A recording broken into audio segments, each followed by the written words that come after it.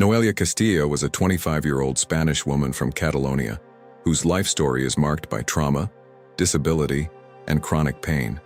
In 2022, after reporting that she had been the victim of sexual violence, she attempted suicide by throwing herself from a building. She survived the fall, but the injuries left her paraplegic and dependent on a wheelchair, with severe, persistent pain that affected her daily life at every level. From that moment on, Noelia's existence became a combination of physical suffering and psychological exhaustion. She spoke about constant pain, about not wanting to leave her home, and about feeling that her life had lost all meaning. Over time, her wish to die did not appear suddenly in a moment of impulse. It was something she reaffirmed again and again in medical and legal settings, over many months, under observation and evaluation. Spain has allowed euthanasia since 2021, under a law that sets strict conditions. The person must be an adult, must suffer from a serious and irreversible condition that causes constant and intolerable suffering, and must repeatedly confirm their wish to die while being mentally capable of understanding the decision.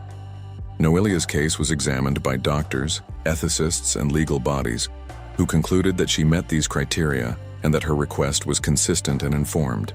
Inside her own family, the story became a painful divide. Her father fiercely opposed the idea of euthanasia. He argued that Noelia was too psychologically fragile to make such a final choice, and that she should have been protected and treated, not helped to die. With the support of a conservative Christian legal group, he took the case to court and tried to block the procedure at every stage, framing it as a failure of the state to defend his daughter's life. Her mother, in contrast, chose to stand by Noelia's side. Public reports describe how she supported her daughter's request and stayed with her through the final process. For the mother, respecting Noelia's wish was not about endorsing death, but about accepting her daughter's own limit after years of physical and emotional suffering.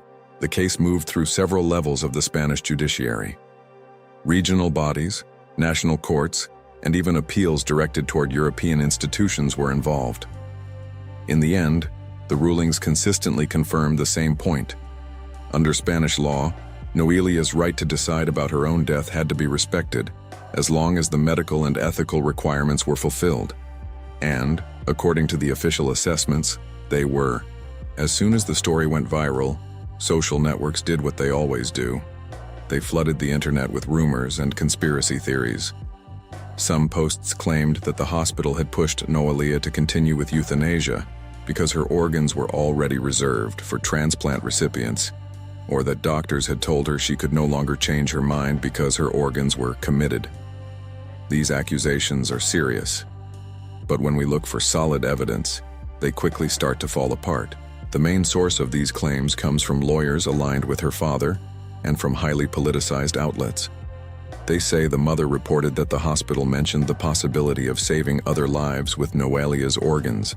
Even if this conversation did happen, that is very different from proving that the hospital forced euthanasia against her will, or that the state orchestrated her death to obtain organs.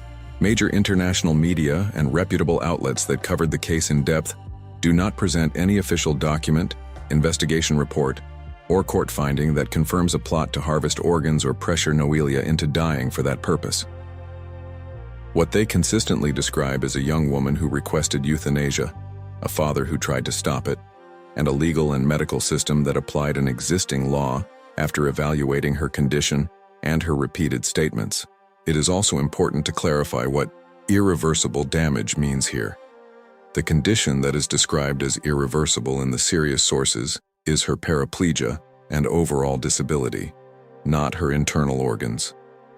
There is no official confirmation that her organs were damaged in such a way that they had to be removed, or that this forced any accelerated decision.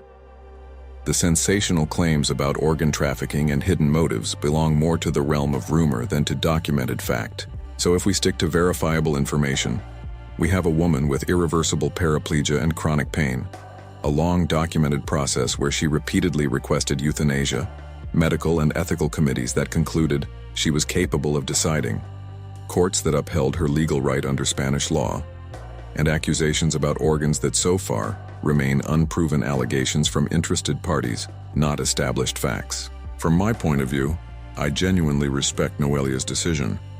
She was 25 years old, she knew her own pain better than anyone else, and she went through all the formal steps required by the law. At the same time, if I were in her place, I would personally choose to keep fighting for my life. Today, there are already cases of people with severe spinal injuries and even tetraplegia who recover part of their movement, and medical science keeps advancing every single year. New treatments and technologies keep emerging, and that, for me, would be a reason to hold on to hope. But there is a crucial distinction here.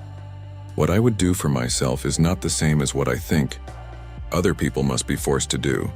Noelia was living inside that body, carrying that history, facing that level of pain and trauma. She was an adult, she understood her situation, and she insisted, again and again, that she did not want to go on. In that context, even if I would have chosen differently in her place, I still believe her decision deserves to be respected. It was her life, her limit, and her final choice.